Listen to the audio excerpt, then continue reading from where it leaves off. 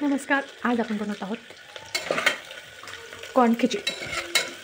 याच्यामध्ये मी कशाचं तेल टाकले हो, राईचं तेल टाकलेलं आहे आणि एक आलू, हिरवी मिरची, जिरे, मोहरी आणि कॉर्न टाकून घेतलेलं आहे। त्यामध्ये मला छान असं परतून घ्यायचं। मधले बेसिक मसाले टाकायचे, काय तिखट, थोडंसं हळद, मीठ आणि धनियापूड। मीठ,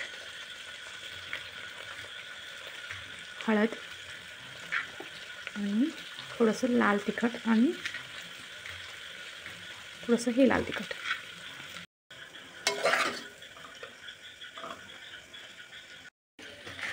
ह्यामध्ये आता टाकून हे तांदूळ धुवून ठेवलेले त्याच्यामध्ये